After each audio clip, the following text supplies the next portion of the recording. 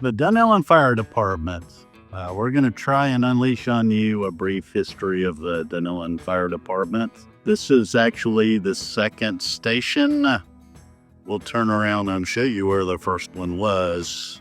The first fire department was, if you follow the vanishing point of the sidewalk down to the railroad sign, it was there. It was very small. Original fire department was nothing but a hose on a reel, and they would reel the hose out and tie it to the water tower if they had enough hose and fight fires with the pressure from the water tower, which was in the same area. The well house is still in the same place, the original well house of Dunnellon.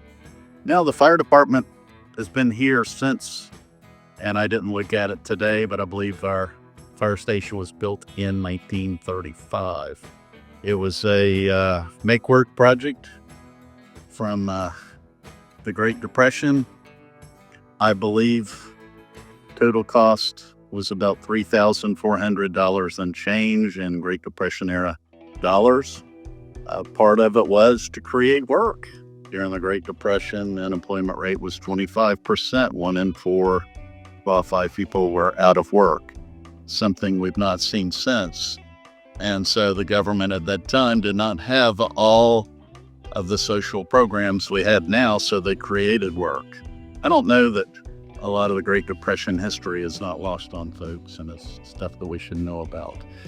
Now, the Dunnellon Fire Department was a volunteer department until I would say the 1990s.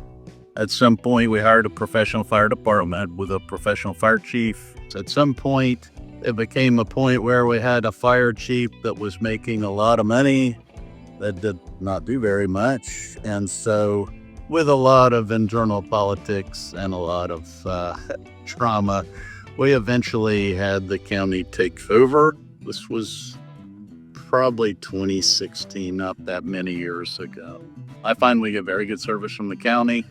A lot of drama just kind of went away whenever we quit taking care of it ourselves.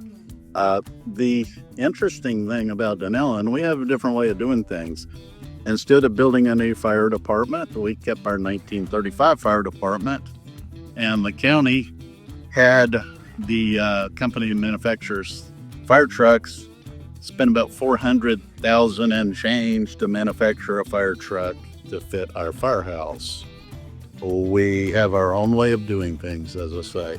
I'd be remiss if I did not mention Red Hayes, who was a man I knew well, wonderful guy. He grew up here in the Great Depression, spent his entire life here. He was the fire chief here for over 30 years. To be brief, the city provided them with almost nothing. They had a lot of bake sales and fish fries, raised their own money, bought their own equipment. They did have an old derelict fire truck. Our city has been consistent in not being very providing the services they should. But Red Hayes, he was a great fella. He was my next door neighbor the entirety of me growing up. And the whole neighborhood knew it was interesting. The fire alarm would go off when we got out of the way, because he'd be spinning out of his driveway in his old Ford Courier, and we would get the heck out of the way as kids because we knew he'd be coming. And I think he backed in a neighbor's car one time, and we just let it fly. Oh, one interesting story from the 1930s. This is just too funny. I have to share it. It's sad. It's a little bit sad, a little bit funny, a little bit of both. During the 1930s, they had the fire alarm went off. Everybody rushed in, met here at the firehouse. They jumped in the fire truck. The call had come in that the church house was on fire. Now in the, when there's a fire and everyone shows up, it's a chaotic experience. So they knew the church house was on fire, but they didn't know which one. And we're a town with a lot of churches. So the firemen went from church to church and found them all in pristine condition. Only when there was enough smoke to identify where the fire was, it turned out to be the church family, which lived on the next street over. So the church family house was fully engulfed. When they got there, they got the line run out and began to try to save the family's house. And somebody drove up and parked on top of the water hose, and they lost pressure. So the church family's house was a loss, but the churches were okay. Sad, funny. That's just how we do things in Dunnellon. Gotta love my hometown.